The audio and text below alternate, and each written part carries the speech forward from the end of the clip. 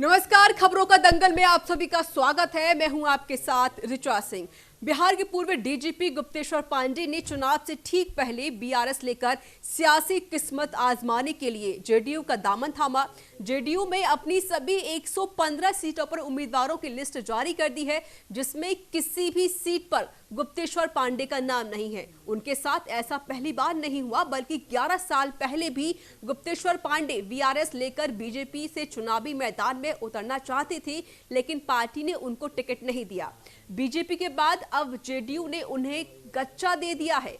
ऐसे में सवाल ये है कि अब गुप्तेश्वर पांडे के पास क्या विकल्प बचता है। गौरतलब है कि गुप्तेश्वर पांडे बिहार की बक्सर सीट से चुनाव लड़ने की जुगत में थे, लेकिन एनडीए की सीट शेयरिंग में यह सीट बीजेपी के खाते में चली गई।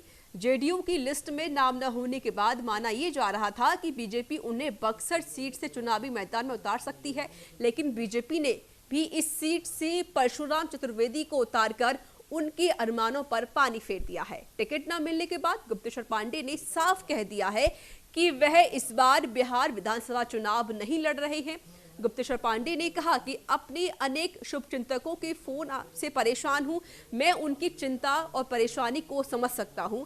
मेरे सेवामुक्त होने के बाद सबको उम्मीद थी कि मैं चुनाव लड़ूंगा, लेकिन मैं इस बार विधानसभा का चुनाव नहीं लड़ रहा। हताश निराश होने की कोई बात नहीं है। धीरज रखें, मेरा जीवन संघर्ष में ही बीता है। मैं जीवन भर जनता की सेवा में रहूंगा।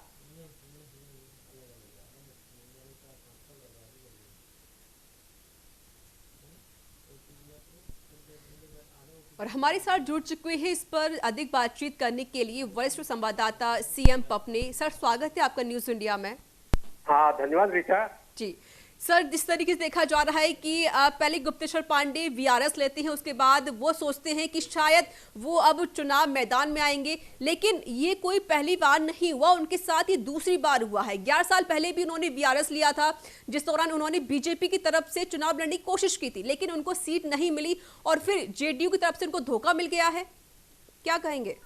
हाँ ऋचा जी, जिस तरीके से बिल्कुल आपने बिल्कुल सटीक अपना बयान दिया है। दरअसल है क्या कि जिस तरीके 2009 की ये अपना बात थी, जब उन्होंने अपने आईजी की अपना पोस्ट से अपना जो है वीआरएस लेकर जो है उन्होंने लोकसभा चुनाव लड़ने का अपना प्रयास किया था भारतीय जनता पार्टी की ओर से, लेकिन उस बार वो सफल नहीं हो पाए।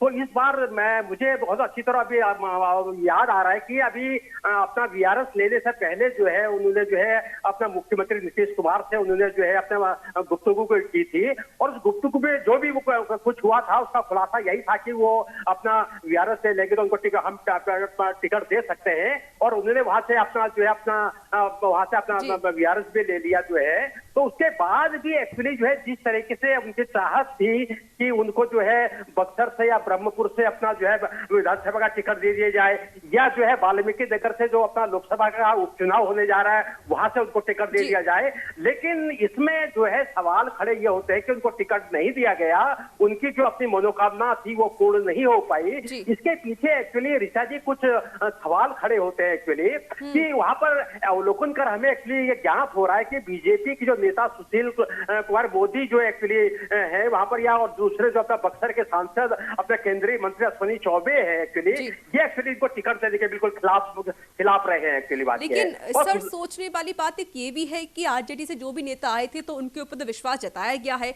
लेकिन गुप्तेश्वर पांडे तो काफी करीबी थे नीतीश के। हाँ, बिल्कुल दरअसल करीबी के दरअसल ऐसा था कि इसमें सियासी तौर पर भी अपना ऋचा जी अपना कई राज्यों से और कई जनमानस के बीच से भी कुछ सवाल खड़े होने लगे थे कि अगर इस तरीके से उच्च पदों पर बैठे हुए लोग अगर राजनीति के अंदर आते हैं तो पदों पर बैठ के वो किस तरीके से अपने उन पार्टियों को सपोर्ट करते होंगे, एक्चुअली सवाल यहाँ पर ये खड़ा हो रहा है। और इसी में जो है महाराष्ट्र के जो गृह मंत्री अनिल देशमुख थे, उन्होंने चुस्की में ये कहा भी था कि देखिए हमने सवाल उठाया तो भाजपा और जेडीयू डर गए हैं और उनका जो है गुप्तेश्वर पांडे को जो है अपना टिकट नहीं दिया एक्चुअली बात ये है। और फिर उन्होंने ये भी कहा कि अपने चुटकी लेते हुए कि ये उनका आंतरिक मामला है एक्चुअली। तो इस तरीके से सवाल हर जगह हर जनमानस के बीच में उठ रहे थे, राजनीतिज्ञों के बीच में उठ रहे थे कि अगर उच्च पदों पर बैठे हुए लोगों को अगर इस तरीके से अगर सियासी तौर पर अगर उनको टिकट दे दिया जाता है उससे वीआरएस लेके एक्चुअली, तो फिर अपना आप ये लगाइए कार्यपालिका का और जो है अपना विधायिका का मतलब ही क्या रहेगा एक्चुअली बात ये है। तो दोनों राज्य के कार्यपालिका विधायिका अगर दोनों मिल जाएंगे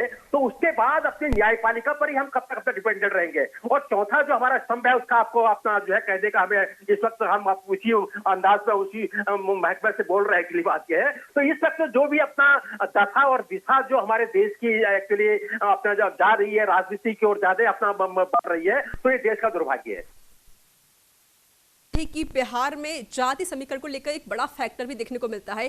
क्या इस वजह से उनको टिकट नहीं दिया गया, ऐसी कोई मंशा? बिल्कुल हो सकता है, क्योंकि दरअसल जिस तरीके से अभी अपना वीआईपी पार्टी को जिस तरीके से अपना सीटें दी गई है भाजपा की ओर से 11 सीटें दी गई है, और पहले ये था कि अपना जेडीयू ज्यादा सीटों पर चुनाव लड़ेगी, भाजपा कम सीटों पर लड़ेगी। लेकिन अब जो है इमीडिएटली जो ऊपर नीचे जो वहां का आंकड़ा जा रहा है, जो सियासी दांव पे खेले जा रहे हैं, कि जो अपनी आपने जाति का अपने अवलोकन किया एक्चुअली, तो अपना इस तरीके से जो है जिस तरह वीआईपी को जिस तरीके से अपना जो है सैनिक को जिस तरीके से अपना आगे लाके अपना जो है मुखर तरीके से उनके 11 लोगों को विधानसभा का टिकट दे दिया गया, और भाजपा के ही अपना कमल के चुनाव चिन्ह पर अपना चुनाव लड़ेंगे। तो इस तरीके से सियासी दांव पे खेले जा रहे हैं। इसलिए जाति बात का जो है बहुत बड़ा अपना गेम जो है बिहार के अंदर जो अपना चल रहा है, ये समय बताएगा कि किस तरीके से वोट जो है किस करवट बैठेगा। जी, लेकिन सर जिस तरीके से आपने खुद कहा कि तो समय ही बताएगा क्या होने वाला है, लेकिन सबसे बड़ी बात ये भी है कि जिस तरीके से गुप्तेश्वर पांडे ने वीआरएस ले लिया, अब उनके पास विकल्प क्या है, क्या करेंगे वो आगे?